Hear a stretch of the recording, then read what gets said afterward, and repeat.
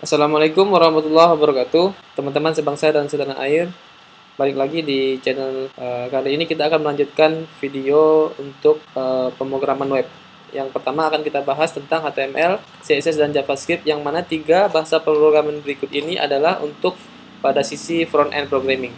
Jadi sebelum kita memulai web programming, ini adalah tiga bahasa pemrograman yang wajib kita kuasai ya. Wajib artinya memang ini tidak boleh enggak dikuasai. Yang pertama itu HTML. HTML itu Hypertext Markup Language. Jadi HTML ini adalah bahasa dasar yang dimengerti oleh browser. Jadi browser hanya akan mengenali HTML itu sendiri, HTML. Juga CSS, juga JavaScript. Jadi ini harus kita kuasai. Oke, untuk contohnya kita langsung saja menginstal text editor yang kita sukai. Text editor ini ada banyak macamnya. Yang pertama Notepad++. Notepad++ ini salah satunya yang paling populer. Gamer yang lama-lama kebanyakan menggunakan Notepad++. Dia sangat ringan sekali dan mudah digunakan. Lalu yang berikutnya ada Sublime, Visual Studio, dan Atom. Semua text editor ini adalah free, gratis. Jadi kita bisa download dan install. Untuk contoh pada tutorial kali ini, saya akan menggunakan Visual Studio karena saya menggunakan Visual Studio di. Oke. Kita lanjut ke contoh HTML. Nah, di sini HTML sebenarnya sangat simpel sekali. Ini kita bisa hafal, dan ini mau tidak mau harus kita hafal. Karena ini adalah struktur dasar dari HTML itu sendiri. Untuk contoh, misalnya kita ingin mengetikkan sendiri, misalnya file. Jika kita sudah hafal, kita tidak perlu lagi mencontek dari sintaks-sintaks yang ada pada HTML. Dia ada HTML, head, terus tutup head. Jadi, slash ini kita baca tutup head ya. Nah, di antara head ini ada title page. Seperti ini. Jadi title ini akan muncul kalau kita lihat di browser, biasanya ada muncul judul seperti ini, HTML, CSS, JavaScript. Nah, ini adalah teks yang dimunculkan pada setiap teks yang ada di sini, di antara title dan tutup title. Jadi ini title untuk browser, head. Lalu selanjutnya ada body. Body juga ada tutup body. Nah, body ini adalah yang akan ditampilkan pada bagian halamannya. Jadi ini adalah halaman body namanya. Untuk body misalnya untuk contoh tadi seperti kita lihat ada H1, ada banyak tag-tag HTML. Kita bisa pelajari untuk pada tutorial selanjutnya. H1 misalnya heading 1. Lalu untuk isinya paragraf misalnya kita bisa pakai P, paragraf. Lalu di terakhir jangan lupa tutup HTML. Nah, kurang lebih ini adalah struktur dasar daripada HTML itu sendiri. Sekarang kita simpan. Misalnya di sini ada halaman 1 HTML. Oke, kita bisa simpan, tarik flash kalau filenya sudah ada. Oke, bagaimana cara menjalankannya? Kita cukup membuka filenya dari misalnya dari dokumen programmer halaman 1. Kita cukup double klik atau open with browser Chrome misalnya. Nah, ini contoh dari file HTML yang kita buat tadi. Oke, simpel ya. Jadi jangan lupa ini dihafalkan. Ini harus mau tidak mau harus hafal. HTML, head, title, body, HTML. Sampai sini paham ya? Oke, sekarang lanjut kita ke CSS. CSS ini cascading style sheet. Jadi dia cara penggunaannya ada menggunakan tag HTML juga, tapi dengan tagnya style ya. Ini boleh kita copy paste saja nanti. Kalau boleh kita ketik juga. Kita tambahkan style ini di antara head dan head. Jadi sebelum tutup head, kita letakkan style. Nah, seperti ini. Terus kita lihat di sini ada H1. Kita boleh langsung ketikkan di sini H1. Kita mau berikan stylenya apa? Misalnya color blue. Misalnya ya. Terus untuk P-nya kita cukup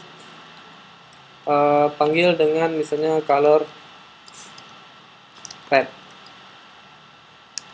Kita simpan. Lalu kita refresh file yang tadi. Oke. Warnanya juga berubah. Biru karena jadi codingannya kita tukar menjadi blue, dan P untuk P ini P paragraf kita tukar jadi merah. Nah, itu cara pemanggilan CSS yang pertama. Ada banyak tips dan trik dari pemanggilan CSS. Itu yang pertama. Oke, yang kedua dengan menambahkan kelas dan ID. Nah, ini yang populer dari CSS ini adalah kita mau bermain dengan kelas dan ID. Oke, langsung saja kita coba codingannya. Yang pertama, tag HTML untuk H1 kita tambah kelas. Misalnya ini title. Ini kelasnya paragraf. Misalnya. Lalu kita buat di sini untuk kelas kita bisa panggil dengan dot depannya. Jadi di sini kelasnya apa? Kelasnya title. Jadi kita panggil di CSS-nya dot title. Oke, seperti ini. Kita mau Misalnya mau mencenterkan atau menengahkan tulisannya di browser. Text align sama dengan center. Lalu, sorry ini pakai ID. Lalu paragraf juga kita ingin mencenterkan juga. Kita panggil ID ini menggunakan tanda pagar. Pagar ID-nya apa? Paragraf. Paragraf. Kita juga ingin centerkan text align ketua center. Oke, kita simpan, kita refresh. Dia akan berpindah ke tengah. Center ya. Oke, itu CSS-nya. Sangat mudah ya. Sangat mudah dimengerti, ada judul atau di sini menggunakan judul isi bisa juga. Itu tergantung kita enaknya pemberian nama daripada kelas dan ID ini sesuai dengan selera kita. Nah, yang terakhir JavaScript. Ini JavaScript ini biasa kita gunakan untuk interaksi. Misalnya di sini kita mau tambahkan tombol button ID sama dengan tombol misalnya. Teksnya apa? Click me. Ya. Terus di sini kita akan tambahkan pada saat apa misalnya, logikanya pada saat apa kita mau menambahkan action ketika ini pada tombol ini, misalnya ketika tombol ini diklik, berarti on click, misalnya klik tombol,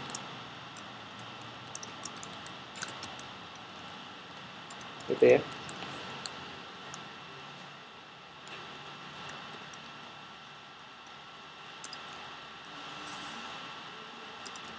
Oke, seperti ini solusitasnya. Nah, untuk JavaScript kita cukup menambahkan seperti ini, script, tutup script, atau dengan script type sama dengan text JavaScript juga boleh. Ini yang biasanya standar digunakan pada pendeklarasian untuk kode JavaScript seperti ini, script type sama dengan text JavaScript. Oke, kita sudah membuat di sini ketika tombol diklik dia akan memanggil. On click ini maksudnya ketika tombol ini diklik dia akan memanggil fungsi klik tombol. Kita cukup membuat function klik tombol. Oke, apa yang akan terjadi? Kita cukup menampilkan misalnya untuk contoh alert tombol diklik. Kita simpan, kita refresh. Nah, akan ada tombol klik me di sini. Kita cukup tekan tombol klik, maka akan muncul pesan tombol diklik. Untuk HTML, CSS, JavaScript ini adalah tahap paling dasar yang harus kita kuasai. Jadi ini minimal kita sudah berada di luar kepala. Jadi untuk kedepannya nanti sangat mudah untuk meneruskan tahap-tahap selanjutnya dalam bahasa pemrograman HTML5, CSS, dan JavaScript. Oke, sekian dulu tutorial dari saya kali ini untuk pemrograman front end tingkat dasarnya. Sampai ketemu lagi di video selanjutnya. Assalamualaikum warahmatullahi wabarakatuh.